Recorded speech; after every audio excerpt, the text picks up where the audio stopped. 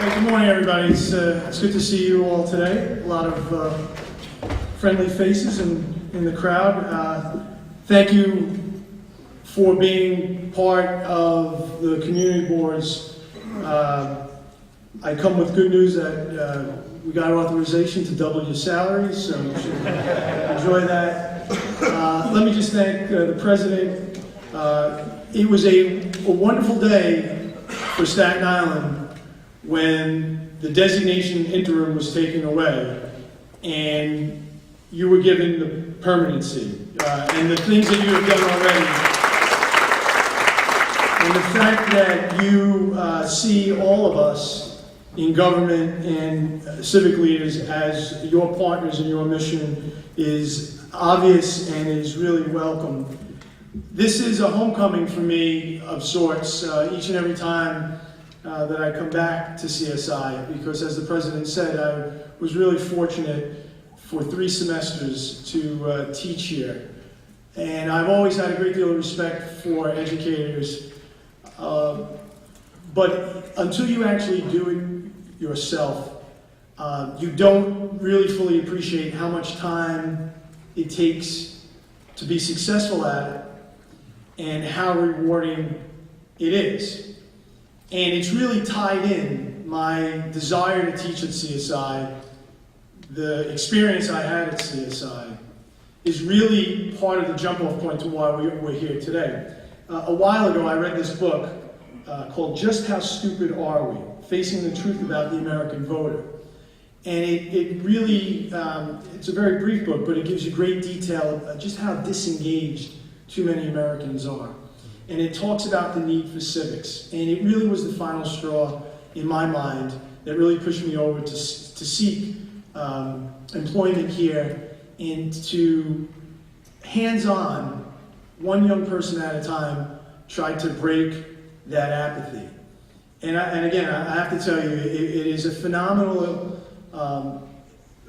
experience to have 20-some-odd kids staring at you on that first day, and you begin to speak, and you can see right away 1 or 2 are right there with you from the beginning, and there are a lot of blank faces.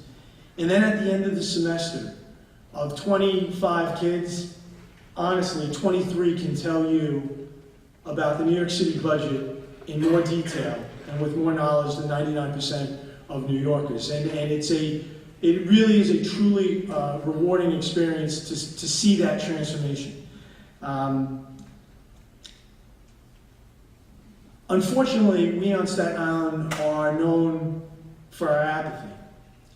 I want to take you back a little bit in time to my sometimes ally and sometimes adversary, Guy Molinari, and take you to the day where Guy and civic leaders put together an estimate of 10,000 people to protest the toll increase at the Barrows Island Bridge.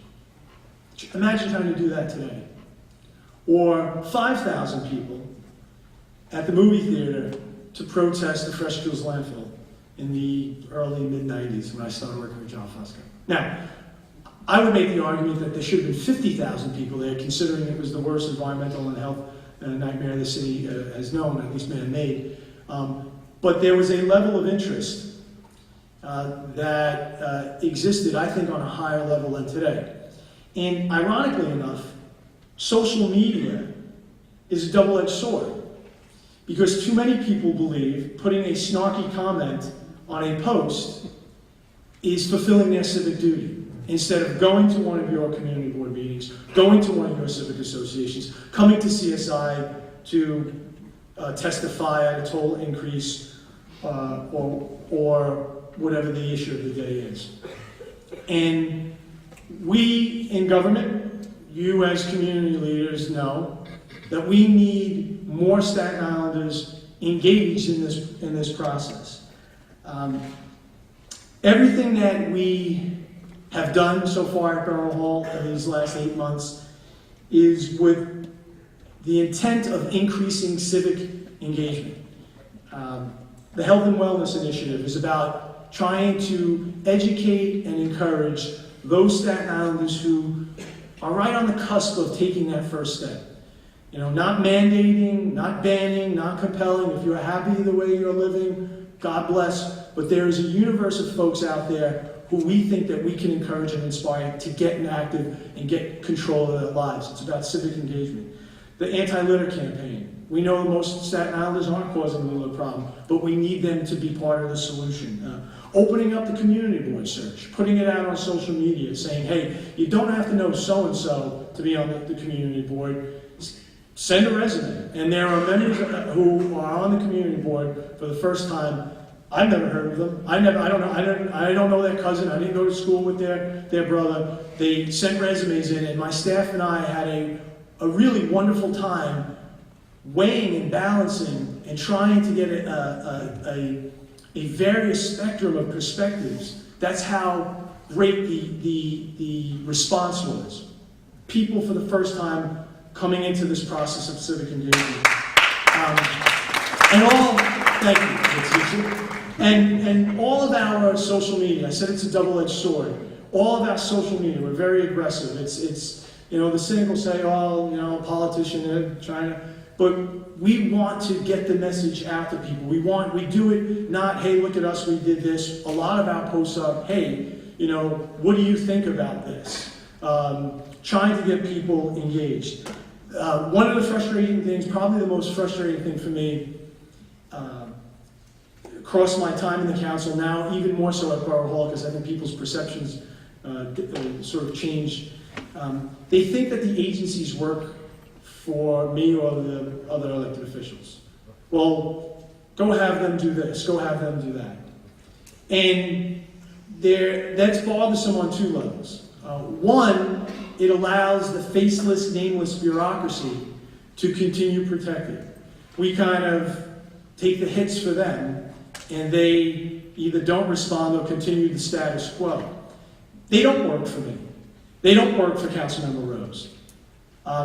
We cajole, we beg, we ask, we plead, we yell. Some of us yell a little more than others, to get them to act and to break the status quo. But the public perception is, well, you're the elected official, you're the council member, you're the state senator, they work for you.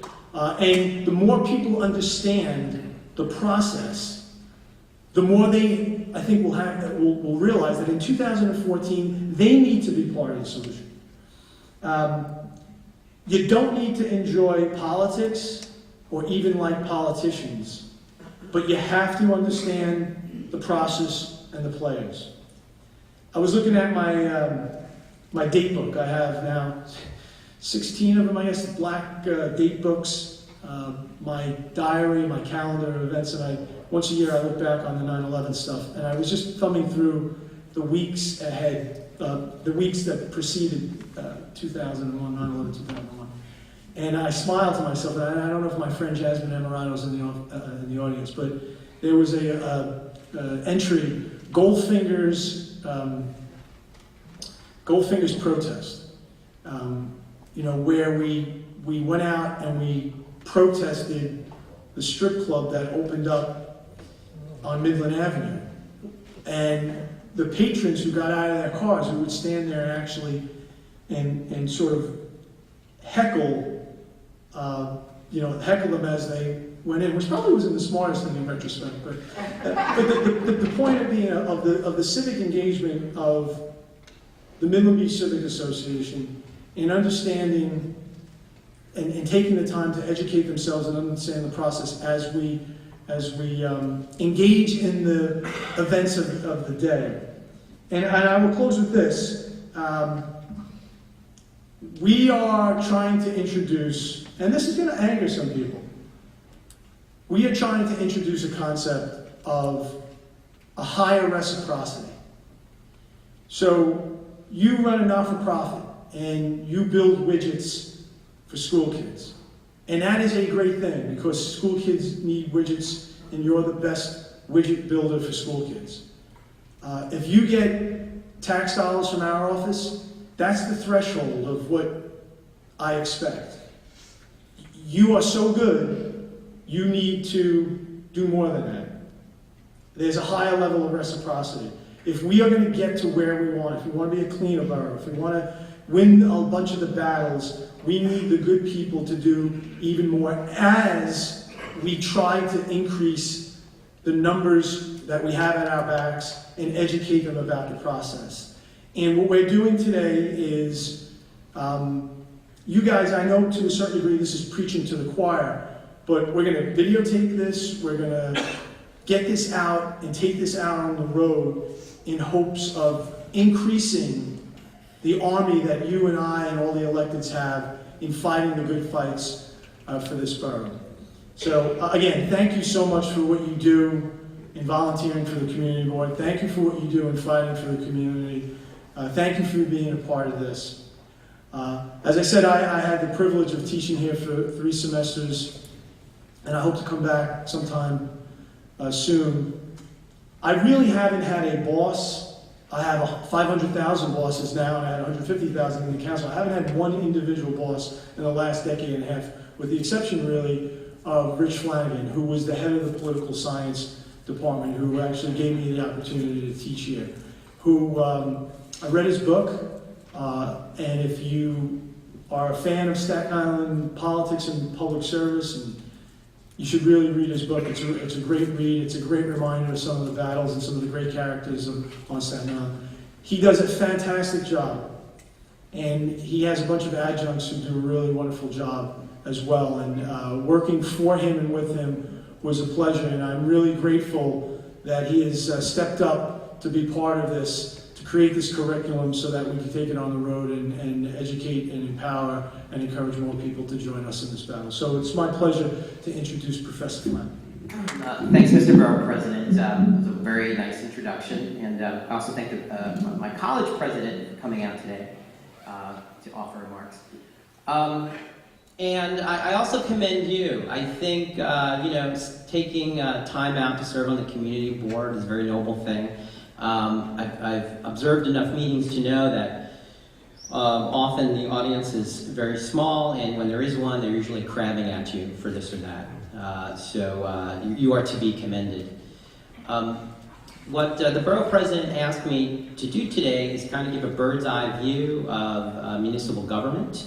I think, for an audience such as this, a lot of this will be familiar. I'd like to weave in a little history that you may have forgotten, that may be useful to you to provide some context for the work you do.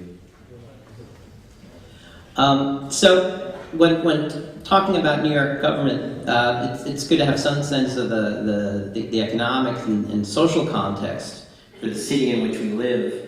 And of course, the defining characteristic of New York is that it is a global city, right? Its competitors are international. Right, the mayor of New York isn't thinking about Poughkeepsie when he's worried about what's going on in terms of the city's competitiveness. He's thinking about London. He's thinking about Chicago, Singapore, and so that singular fact drives the policy process in the city. It's also a city economy dominated by the FIRE industries: finance, insurance, and real estate. And so the growth of the last 2 decades, the stability of the city budget has really been grounded in the strength of these industries. But of course, many economists fear that international competition, also the sort of the secular decline of these industries means that New York City has to start looking to other sectors. And John Sexton, the president of NYU, has been going around town talking a lot about ICE, intellectual, cultural, and entertainment sectors as the new growth source for the city. New York City is also a city of immigrants. 36% of all New York City residents are foreign born. This is 3 times the national average. In some respects, this returns New York City to its traditional flow of people. For my parents' generation and my grandparents' generation, that number was a lot lower because of restrictive immigration laws. But the immigration reform of 1965, as part of the Great Society, Although its effect was delayed because there wasn't, New York and the United States for that matter, wasn't a terribly strong magnet in the 1970s and 1980s. By the 1990s, the liberalization of immigration reform makes New York really the home of airport immigration, right? Not dominated by any one particular ethnic or racial group, but pockets of groups coming in from all over the world. It's also a city of great wealth and poverty. New York City has the highest rates of inequality in the country, right? Some of the wealthiest census blocks, but also a poverty rate twice the national average at about 22%. So these are sort of the defining characteristics of the city. I'd like to very quickly, 15 minutes, hit on 6 walkaway points. The first is federalism and the city charter. You might remember this from your College of American Government class.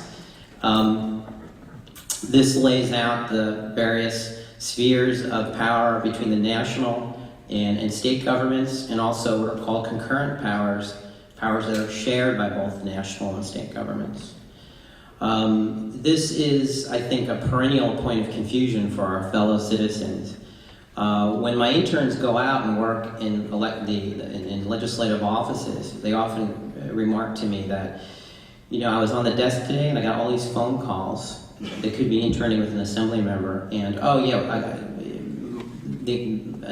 got a call about immigration policy, and I had to refer them to the congressperson's office. I think a lot of citizens don't understand which level of government, the connection between level of government and service provision, and there's a reason. It's quite confusing. So you see on your right the list of national powers, which I think are pretty clear, and the list of state powers, which for the most part the national government should stay out of, and concurrent powers, things like taxing, that both levels of government do quite a lot of.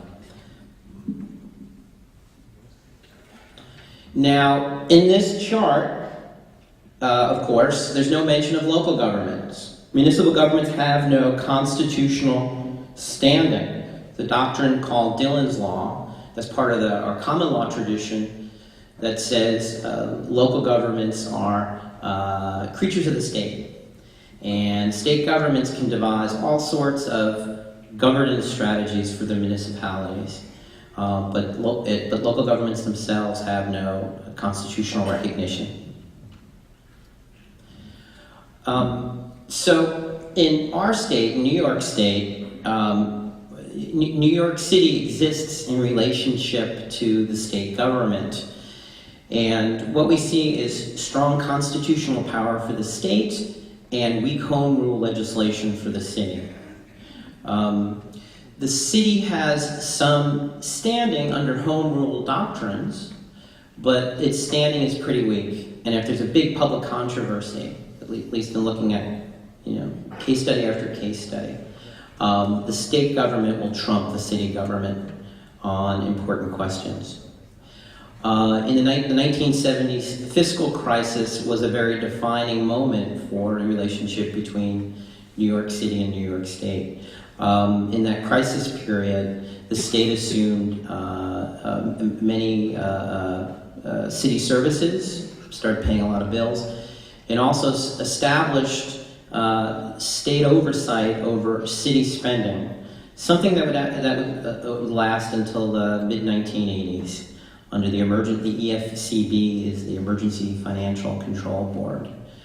So the state's power of the purse really dictates how public policy is made. The mayor and governor are contending powers, political powers, for sure. They both command the bully pulpit, and the interesting back and forth over pre-K between Mayor de Blasio and Governor Cuomo speaks to how that dance can sometimes play out. But ultimately, the governor is the more powerful constitutional figure in that relationship. And in the relationship between the city and state, conflicts usually can be divided into two types.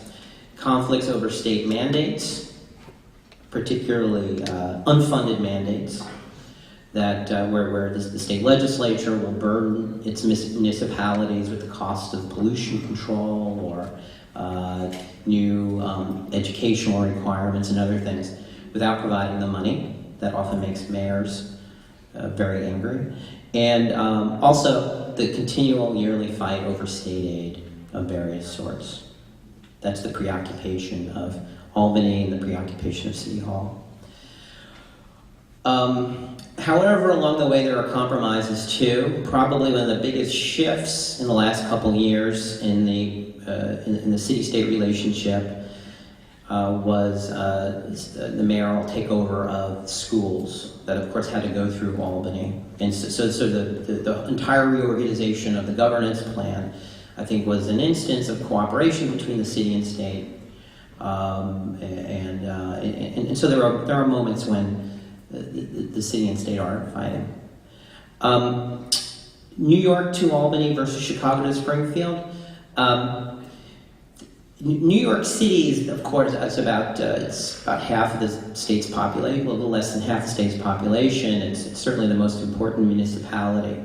But it doesn't have the relationship to its state government that Chicago has to Springfield in Illinois. And what I mean by that is the mayor of Chicago is a bigwig in Chicago politics because of the unification of party control in the city of Chicago in Cook County.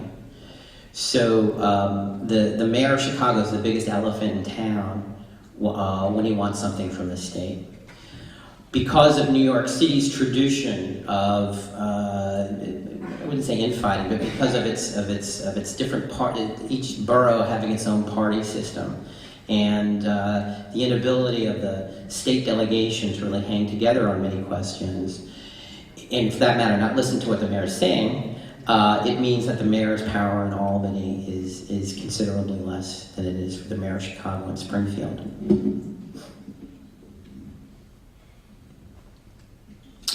Now, it's not really, but it's informally referred to as the city's constitution. It's an ungainly document, depending on how you print it out. It's over 350 pages.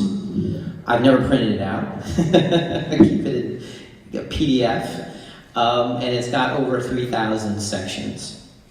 And in it is sort of very, what you might call high order law, very aspirational rhetoric about what city residents are all about, and also very, really inside baseball stuff about how agencies should run. My favorite is section 1154.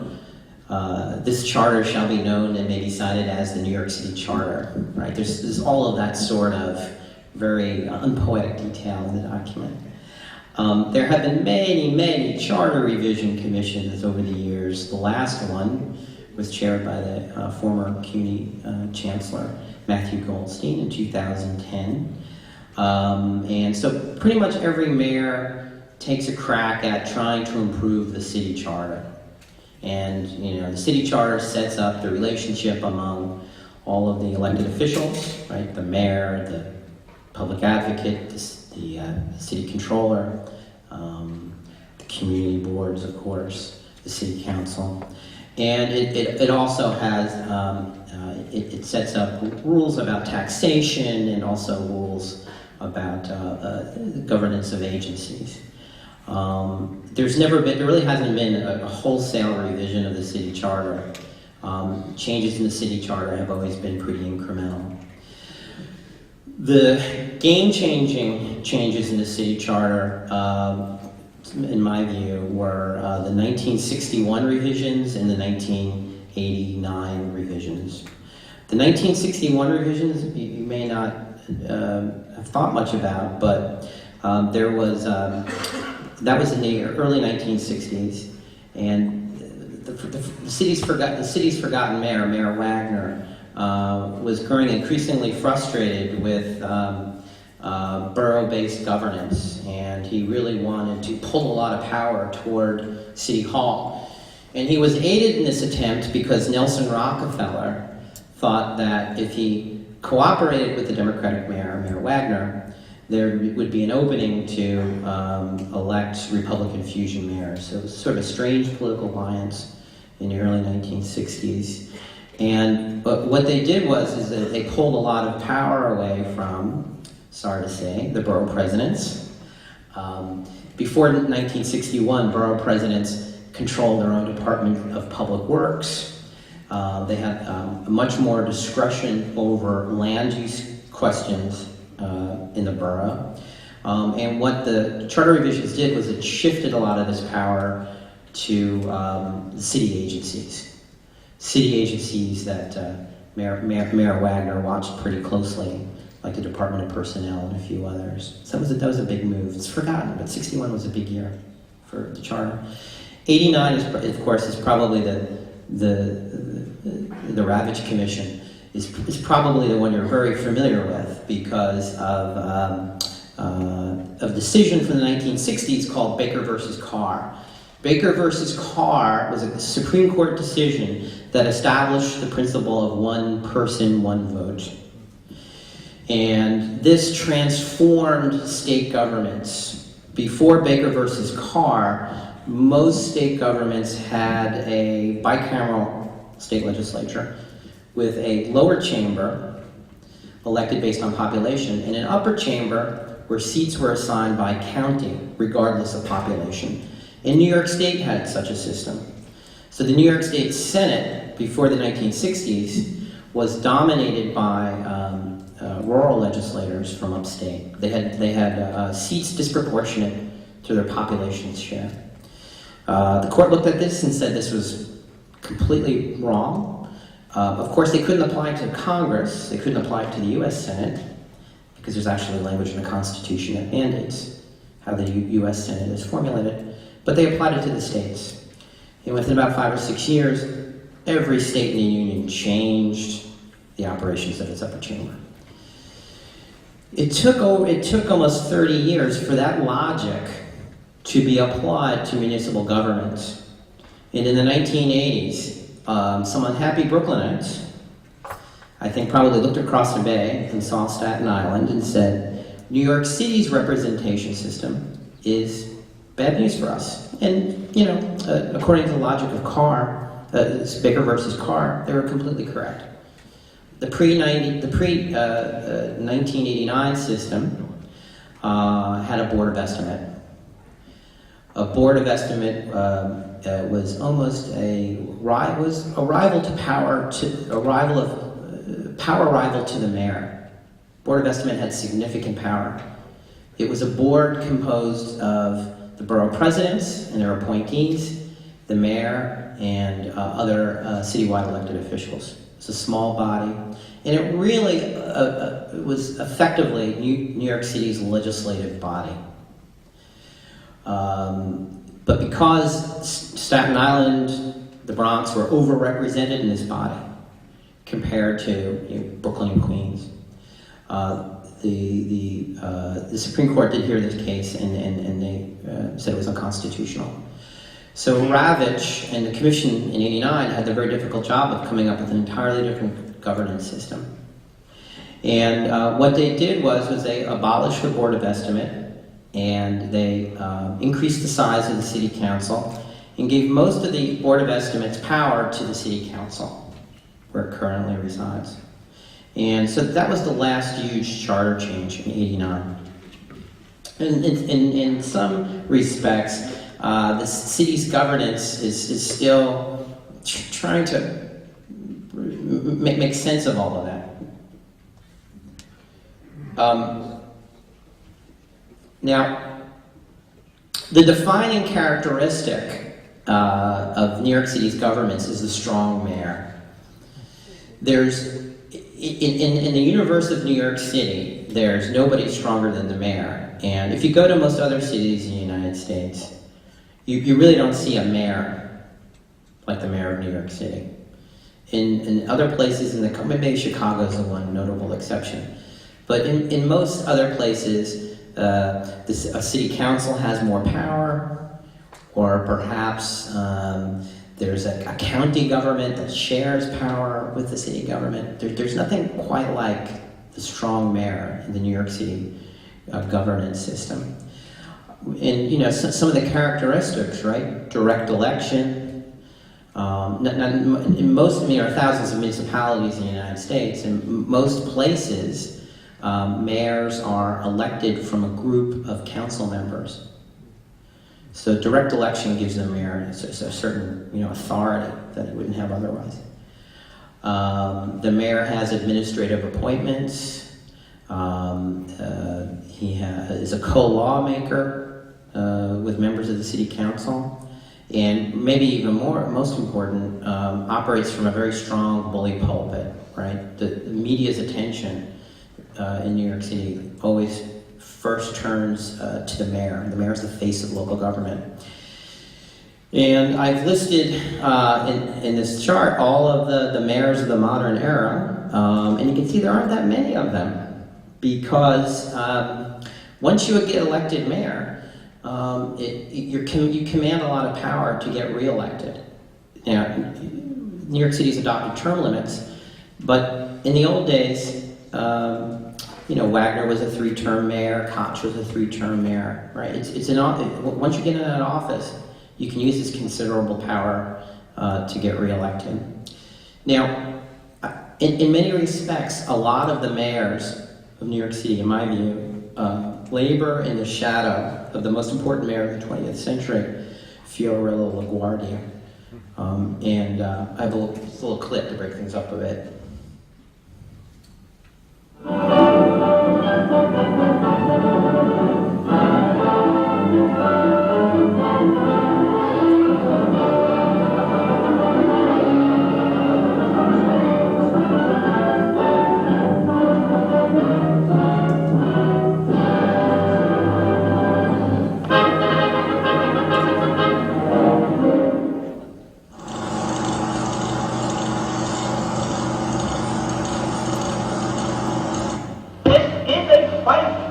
Against a cruel, vicious, greedy, political machine. We are fighting this vicious machine, whether it is the machine of Manhattan or the machine of the Bronx. We are ready to fight Mr. Curry in Manhattan and Mr. Flynn of the Bronx together or separately. And to that end, we appeal to the peace, law-abiding New York citizens who love their city to rally to the support of the entire student state. It is the only hope of rescue and saving our New York City. The election in New York City this year is quite different from the usual political contest between the Republican Party and the Democratic Party.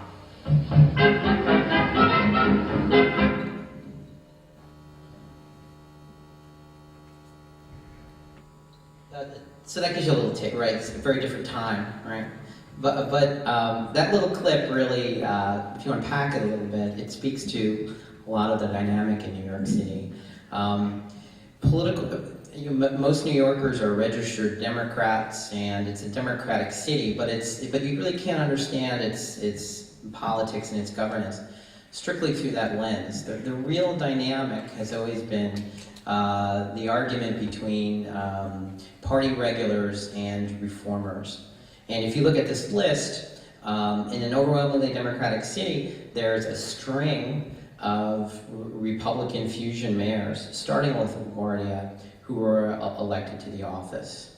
And in some sense, even more regular Democratic mayors, such as, let's say, Dinkins, have to adopt some of the LaGuardian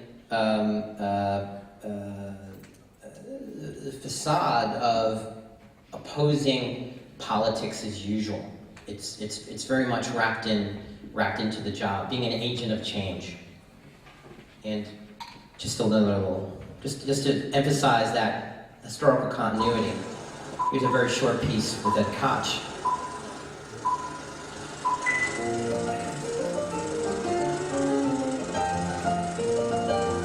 Ed Koch, here I am, ready to go whenever you are.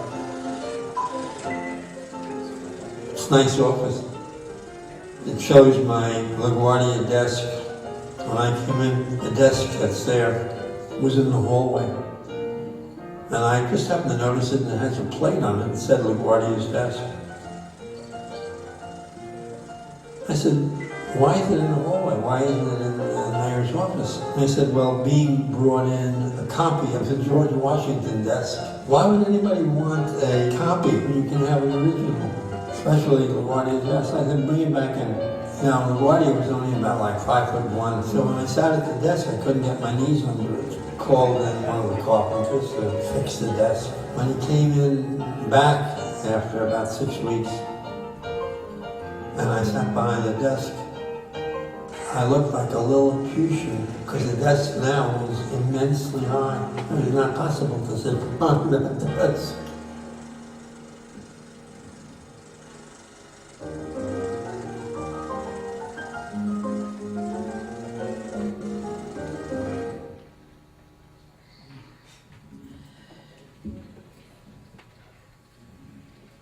The City Council. Now, the City Council over the last 100 years has been transformed on a number of occasions. And when you look at the history of the institution, there's this great era of experimentation. The City Council, not too long ago, had a few at-large seats by borough. For a while there, in the LaGuardia era, they experimented with proportional representation, which is which you often don't see in the United States, where each party would slate candidates and each party would get a share of seats in the legislature. There are presently 51 members. The 89 charter increased the formal power of the council, particularly its budget power, and gives it power over taxing, particularly the property tax, and of course control over zoning, which is probably how community boards most commonly interact with the council. The local law power in the city charter is significant. It allows the city council to provide for the general welfare of the city through local ordinance, local law. It's a body that I think for too often has been held in disregard, right? There's former Parks Commissioner Henry Stern, and always have this one-liner that city council is less important than a rubber stamp because a rubber stamp left a mark. It was always, it's unfair. It's unfair. I think it's a body kind of struggling to find its way. We do know from looking at legislatures across the country and even globally that legislatures tend to strengthen when committee structures strengthen. The strongest legislatures usually have strong committee chairs. Now, to date, because of the particular politics of the City Council since 1989, power has been concentrated in the hands of the Speaker of the City Council. And we've had a string of City Council speakers who had mayoral aspirations, and they probably weren't as invested in making their mark in terms of strengthening the legislature. So I think at some point that will change. I think the strong mayor model, you need a check. You need a strong city council to keep a mayor honest.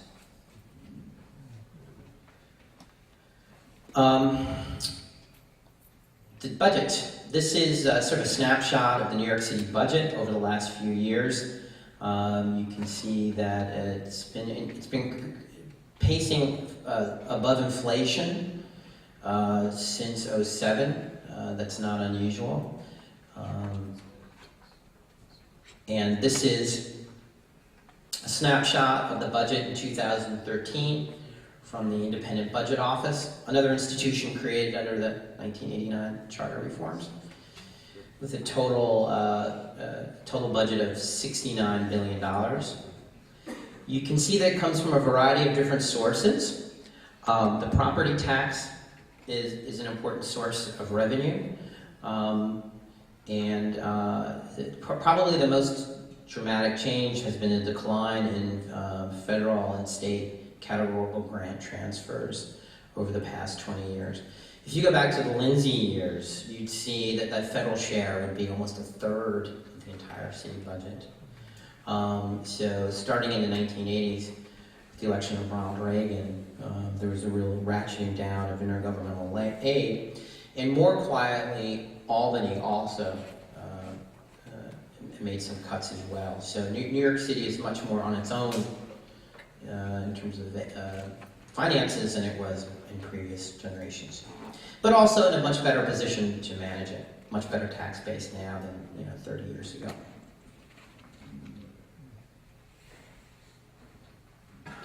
And this is where the money goes by big category. You can see that the biggest single expenditure is education, and the next one is a whole grab bag of agencies and services under the category social services. And much of the rest is handling the routine operations of government like libraries and police and fire. Pensions and fringe are 17% of the budget in 2013. It's always something that concerned citizens should keep their eye on. What's driving that is the medical costs for employees. In the latest contract bargaining round, Mayor de Blasio gave union raises, but insisted on some working with the unions to find some reforms that would lower the cost of medical care. That may be the biggest open question of his administration to date. Be able to find those savings. I'm not sure. And of course, the budget's balanced in a sense. Here's something that does not get talked about as much in the public and the newspapers. Is the capital budget, which is quite large, $34.4 billion. It doesn't have that sort of end of the year conflict that the expense budget has. So it tends to get forgotten about. But this is the money that goes to build schools and sewers and a lot of other things as well. One of the big consequences of the 1970s fiscal crisis was that this thing was completely depleted. And it was more or less neglected for about 8 or 9 years, and it took probably 20 years to fill it in and to get back to baseline.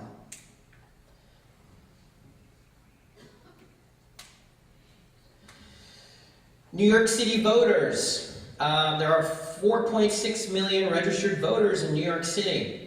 As you can see, most of them are Democrats, a little under 500,000 Republicans, and 285 members of various third parties. The interesting number here, I think, is the number of what are called blank registrations, or really people who do not want to belong to a party. There's 795,000 strong. And I think that number is going to grow over time. Talking to students, students don't, I think future generations just don't want to belong to a party. And I think that New York City hasn't figured out how to deal with those sorts of citizens. Turnout in New York is really low, really low. Even when we take into account one's salary, one's education, and other control for those factors, there's something about being in New York that keeps turnout low. Turnout in municipal elections between 1981 and 2001 averaged only 29% of registered voters. In the big Democratic mayoral primary in 2013, perhaps some of you were here at the debate we had last spring, where there should have been a lot of energy and vitality about getting a new mayor after having Bloomberg in office for 12 years. Turnout in that Democratic primary was only 22%. More worrisome still is the gap between federal and local turnout. And what I'm getting at here is that, you know, we take a look at who's showing up for the presidential election, and then we take a look at the drop-off, usually the following year or so, when there's just municipal elections. That gap has been widening and widening and widening. In other words, there's some enthusiasm for turning out to vote for president, but turning out to vote in the municipals, it just isn't there at all. So this gap is widening, and you know, once in the old days, about 60% of the electorate who voted in pardon me. The gap was about 60% in the old days. Now that's gone down to a third. So in other words, if of the 100% of the people who showed up in the presidential election, in the old days, about 60% of them would show up and vote for mayor. Now that's gone down to 30%.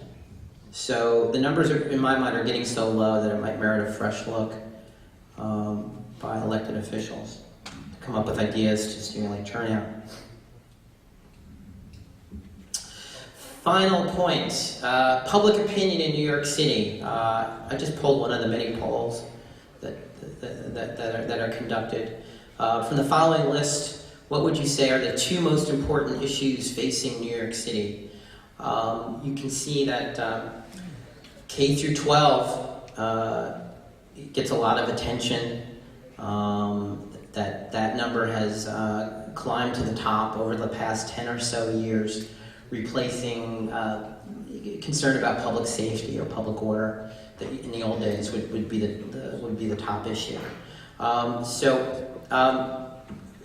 When you look at some of the public opinion numbers, what always strikes me is that there's rough justice in New York City governance. And what I mean by that is it's a very imperfect system, but when the public is focused on an issue for a sustained period of time when they're unhappy about something, there's a slow transmission process of that concern to elected officials, and they take action. And it's no coincidence that Mayor de Blasio's lead issue is pre-K education. It reflects him knowing that it was a good issue to run on and win with mayor. And this final chart is very difficult to see from your seats, but I will tell you what it is. The question here is, in general, thinking about the way things are going in New York City, do you feel things are going in the right direction or that things are going in the wrong direction? The blue top line number is people who feel that things are going in the right direction. The red number is people that feel that things are going in the wrong direction. I think one of the more hopeful things, optimistic things about the future of New York City is that blue line is above the red line, and it's been that way for a few years now. When this question was asked in the 1970s, at a time when New York City was seen as ungovernable, and public intellectuals were asking themselves if cities were sustainable, those numbers looked a lot different. So I think that this is ultimately cause for hope, that it's a city that faces a lot of very difficult public policy problems, but it's a system that has the capacity to repair itself. You have to be an active participant because decisions are going to be made, whether you're a part of it or not. If you want to try to influence it, you can. And I have to tell you something. I've always, and maybe my perspective is jaded here, but I've watched in the city council as we would have budget negotiatings, where every single council member played a role in the budget, in their borough delegation. The borough delegation interacted with the budget negotiating team, that then acted with the leadership team, that interacted with the speaker. And I watched that process play out. Yet I've watched council members say how, the process is rigged. It's not if you actually get involved. And I think the same was public. Is it hard to win some of these fights? Yeah, it's really hard. Can you, as an individual citizen, stop the city from imposing property taxes? No. Can you collectively, gather with people of like minds and work through the democratic republic we have to fight these fights? Yeah. If you don't show up, the outcome is a guarantee. And I watch as, we come here for the toll hearings and people not show up and then give the excuse of, well, they're only going to do the toll increase anyway. Well, it makes it easier for the next time when no one shows up. So to me, it's like, it's as inherent in me as breathing is, I'm going to fight the fight and fight what I believe in. There are too many people who give and find a whole host of reasons for being lazy. And again, you don't have to like politics, you don't have to like politicians, but you have to understand the process and how the decisions are made. You have to understand who's making those decisions. And if you don't like them, you equip yourself with the knowledge of how it's done and go out there and cobble together the support, whether it's a one-way street or whatever it is. To me, it's inherent in me that I'm fighting that fight. If I don't like something, I'm fighting that fight, whether I was an elected official or not.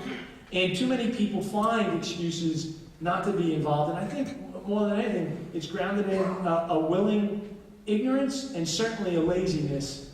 Community boards are related to what I would call the New York problem of democratic representation. New York City is huge. Staten Island is huge. It's a little a tad under 500,000 people, and it's got less than 5% of the entire city's population, right? And in my book with my dear colleague, the late Dan Kramer, that's a theme. Some of the tension there that you're screaming to try to get the mayor's attention, but because it's this huge community that would be ranked 40th, somewhere in the 40s, if it were an independent city nationally, is just 5% of a mayor's action, right? It's like, Flatbush is upset, not a big deal. There's another 200 neighborhoods out there, what do I care? New York City's elected representative structure with the city council. It's got 51 members for about 8.3 million people.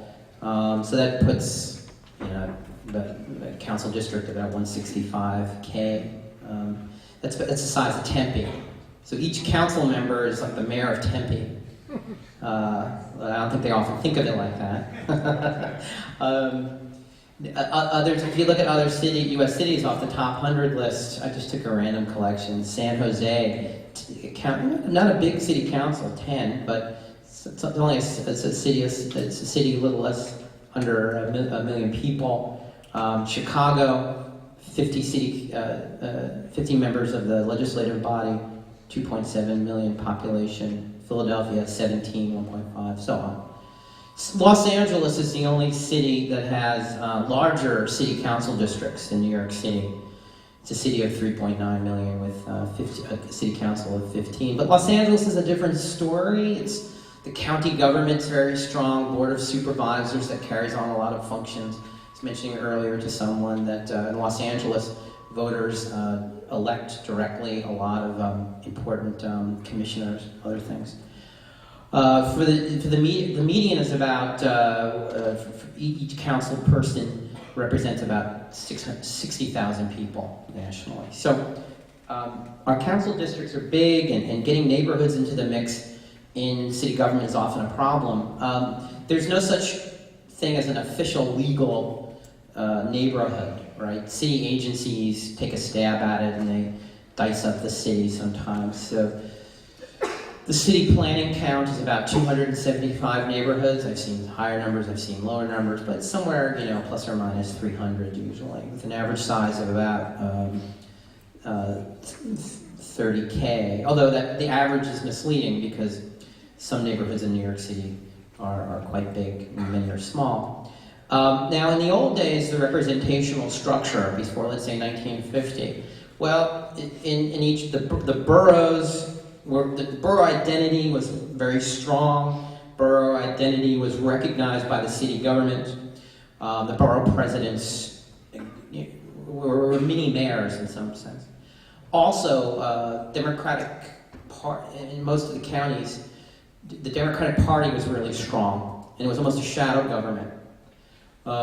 So you had almost a military ordering to the party organizations, right? You'd have ward healers who would walk the ward to see what was going on, and there'd be precinct captains who would report complaints up the party hierarchy, and if the complaint was important enough, it would shift over into the city bureaucracy, and the problem would be addressed. Now so the representational structures were a little bit more vibrant. It lent itself to a lot of corruption, right? And that's one of the reasons why early on in the city's history, the boundaries of police precincts were quite purposefully drawn in a way that they overlapped a lot of alderman districts, so that so an alderman couldn't take over a police precinct and get his friends out of jail and you know, make sure that the prostitution ring was you know, operating and he was getting a kickback, right? So reformers quite consciously limited representation and tried to create a disconnect between the political structure and the bureaucratic structure because of these things. By the 1950s, the political parties were starting to break up for a lot of reasons. There's a reform movement in New York City. Returning veterans from World War II aren't happy with, you know, the guys in the back room chewing on cigars, making decisions about the city, and they try to open things up.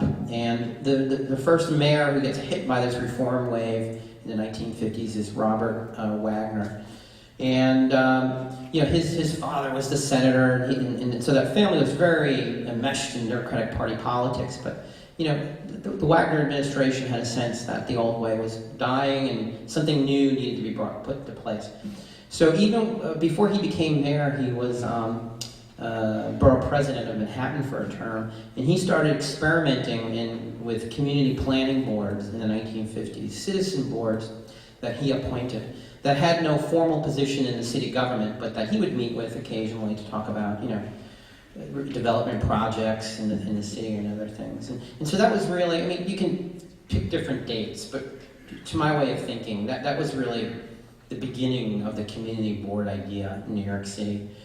In 1963, this idea was under the charter reforms in 61 that were implemented in 63. This was expanded to the entire city.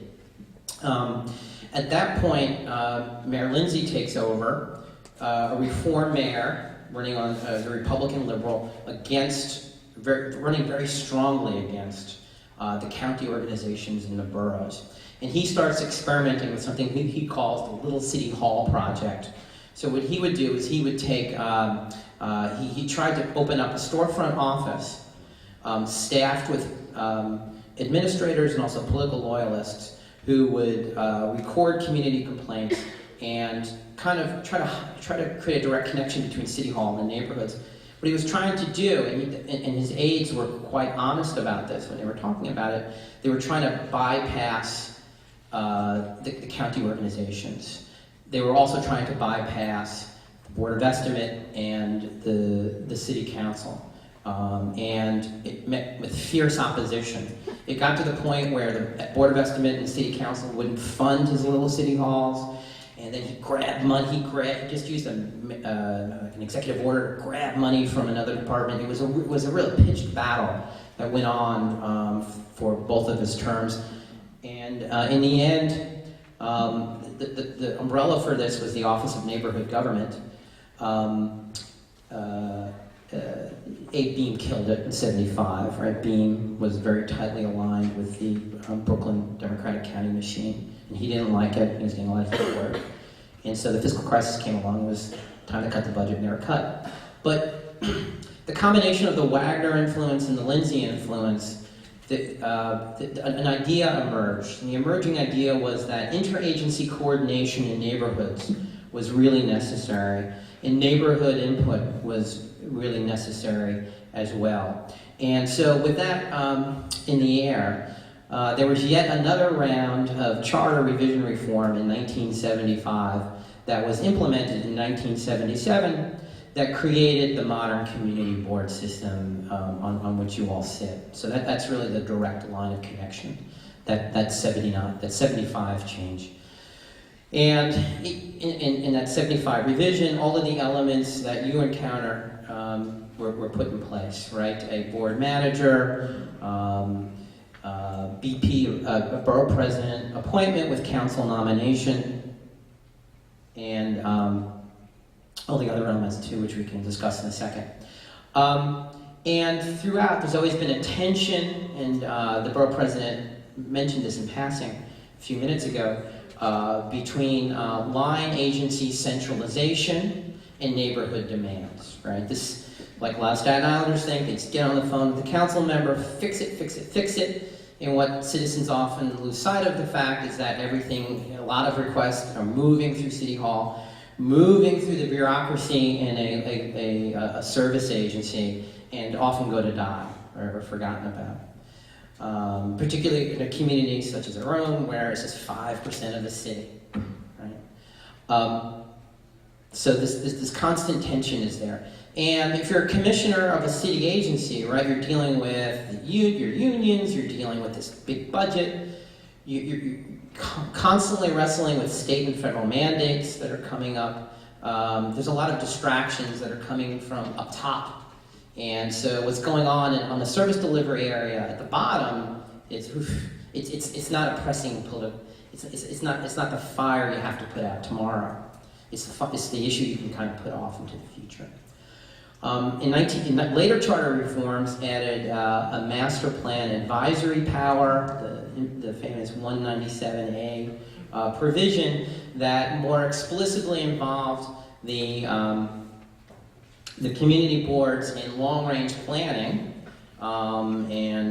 this is, we could talk about it, right? Some community boards have used it a lot and been unhappy with the results. Some community boards haven't touched it at all. Every community board has a different story with it.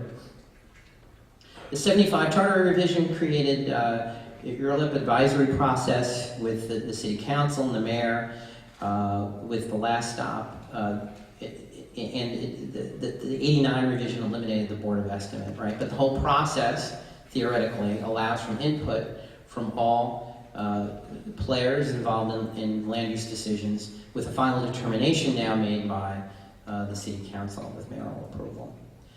And of course, the boards can also make budget advisories, and in more general terms, hold oversight hearings on any issue of community concern. All of the enumerated powers of the community boards almost all of them are found in Chapter 70 of the City Charter. So there is a great range of diversity in the capacity and challenges facing the boards. The power of the boards turns on the power to persuade, I think, in many respects. The degree of community cohesion and the alignment of local elected officials and the boards themselves. Something that varies by issue, right? So community boards have had the most impact when the board itself is unified on an issue, has the support of the local council delegation, and has public opinion behind it. And it's probably its most potent power over the last 20 years has been the power to stop things, has been just to stop different types of development that members in the community thought would erode quality of life. The more difficult task, of course, has been for community boards to do land use planning 10, 20 years out. It's by its nature, it's more difficult to do. And that's probably the next institutional challenge facing community boards. Other cities have been struggling about trying to find ways to bring neighborhood input into the policy process. And probably the best example in recent years has been Los Angeles. Los Angeles has something that looks like New York's community board system. They're actually experimenting with direct election of community board members. It's been controversial. It's also been expensive. And there's been some talk of either, doubling down on it or, eliminating it. Los Angeles' experiment was a reaction to, going back around 10 years, when San Fernando Valley, very unhappy with its treatment by the central Los Angeles government, tried to become an independent city. The rest of Los Angeles was able to beat back that movement by offering more neighborhood engagement. So I will. There's a pretty good article in the Wall Street Journal from April. There was a survey of community boards.